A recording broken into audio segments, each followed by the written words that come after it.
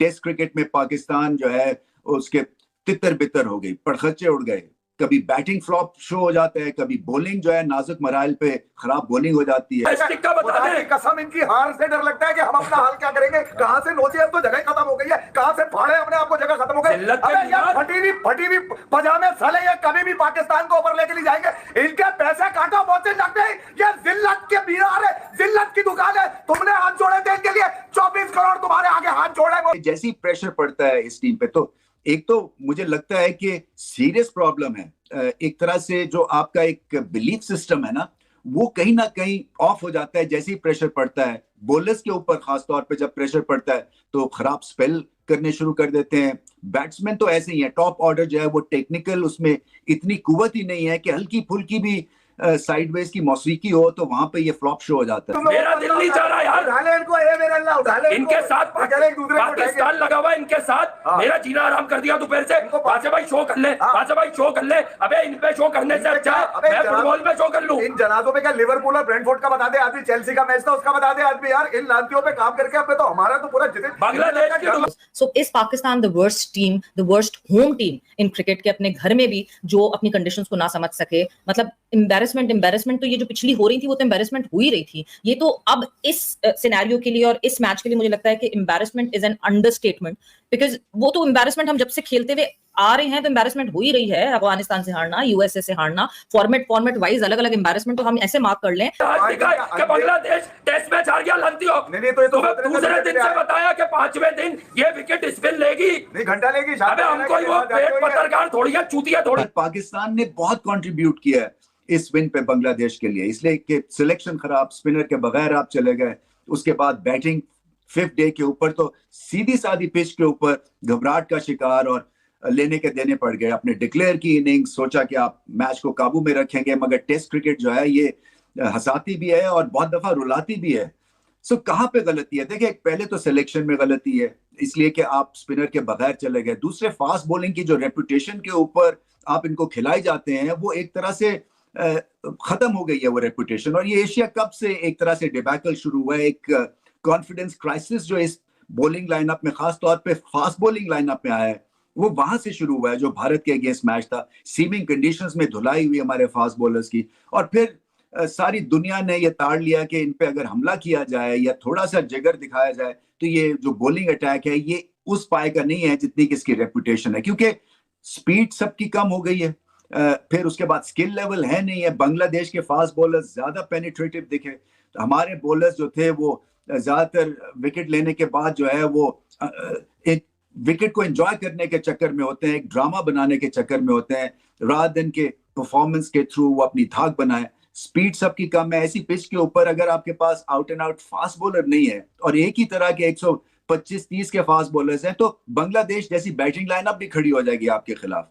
और फिर तोड़ फोड़ है। देखें, ये कुछ 2 साल पहले ये कोशिश की गई कि प्लेयर पावर, एक तरह से किसी ने ये टर्म इजाद कर दी कि प्लेयर्स जो हैं बड़े पावरफुल हो गए और इस पावर को हमने तोड़ना है। और तोड़ना क्या है कि हमने कोई यंगस्टर्स जो हैं वो खिला देने हैं ताकि इनको रियलाइज हो कि ये नहीं है पाकिस्तान के लिए जो कि खेल रहे हैं, बाकी हमारे पास और भी बहुत ज्यादा पूल में प्लेयर्स हैं। वो आप एक यंग टीम को शादाब के नीचे आपने शारजा में अफगानिस्तान के खिलाफ खेलने को भेज दिया, वो सीरीज हार के आगे फिर से आपको दोबारा बैकफुट पे जाके कसम इनकी हार से डर लगता है कि हम अपना हाल क्या करेंगे। कहां से नोचे, अब तो जगह खत्म हो गई है, कहां से फाड़े अपने आप को, जगह खत्म हो गई। अबे यार फटी हुई पजामे साले ये कभी भी पाकिस्तान को ऊपर लेके नहीं जाएंगे। इनके पैसे काटो, बहुत लगते हैं। ये जिल्लत के बीरार है, जिल्लत की दुकान है। तुमने हाथ जोड़े थे इनके लिए, 24 करोड़ तुम्हारे आगे हाथ जोड़े। मोहसिन नकवी, बाहर करो ऐसी की तैसी इनको, लाओ उन वहां के बच्चे जो डोमेस्टिक में घुसे हुए पिछले 3-4 सालों से जिल्लत और रुसवाई का सबब बने हुए। तुम्हारे मजे लगे ना 5-6 अरब के तुम स्टेडियम बना रहे हो। इन ढक्कनों की सर्जरी करो, वरना बांग्लादेश को सेकंड टेस्ट में छोड़ दो, पूरा चढ़ के पेल पाल के इनकी सर्जरी करके नाक पोल निकाल के आगे पीछे करके चले जाए। अबे तुमने जिल्लतों का क्या देखा लिया? मैं इनकी जिल्लतें उठा लेगा। साला कह रहा है कल तुम्हारे किंग का अंजाम भी बता दिया था कि नाहिद राना पे आउट होगा। ये शख्स नाहिद राना पर आउट होगा।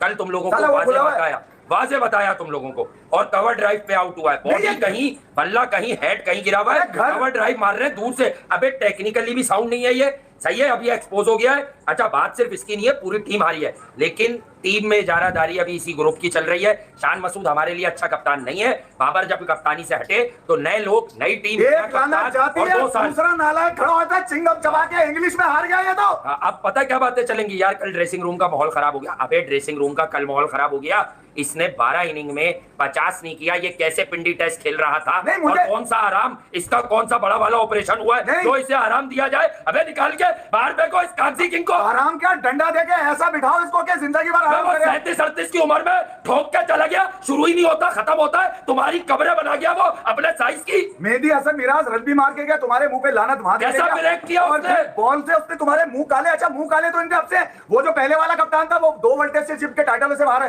ठीक है। उसके बाद 5 बड़े इवेंट हार चुका है पाकिस्तान। भाई 4 के 4 हारे हो, शान की कप्तानी में पहला हारे क्या हो यार, जो हारे हो पिछले उसमें यही कप्तान था। हार तो लड़ाई के बाद होती है, जैसे श्रीलंका, जैसे श्रीलंका हारा वो हार होती है, ये हार नहीं होती। पहले दिन से ये जिल्लत के कुएं में डबो दो, दफना दो इनको। पाकिस्तान क्रिकेट का अगर तमाशा ही बनाना है मोहसिन नकवी साहब, तो फिर मुस्तैद बच्चों को दे दीजिए, 4-5 साल हारेंगे, आपकी इज्जत उतरवाएंगे, फिर उसके बाद ट्रैक पे आ जाएंगे, खेल जाएंगे। अगर 5 सालों में भी जिल्लत को आपने बर्दाश्त किया, ये जिल्लतें हैं सारी। आप 50 साल में हसीना के लड़के हसीना का लड़का पेल, क्या बोलूं मैं अभी यार, छेड़े तो वाले दिन हसीना के लड़के, हसीना के लड़के। अबे इनकी सियासतों ने पाकिस्तान की क्रिकेट को यहाँ लाके खड़ा कर दिया, यहाँ नहीं नीचे फेंक दिया, घुस गई। मतलब कहने के काबिल मेरा, बोलने के काबिल की लाइनें तो अब हमारी माशाल्लाह बैठा हुआ चौधरी शान फला बरी पाकिस्तान के, वो क्या क्या है एक्चुअली देखे ना, ऐसा नहीं कहें कि हम लोग ओवर कॉन्फिडेंस थे, हाँ ये थोड़ा सा यूं हो गया, अब हम ये करेंगे, हमें माफ कर दीजिए आप, अब हम ये करेंगे, हम एक दूसरे को उठाएंगे। मुझे बता तेरे में से सोता कौन है जिसको तू उठाएगा?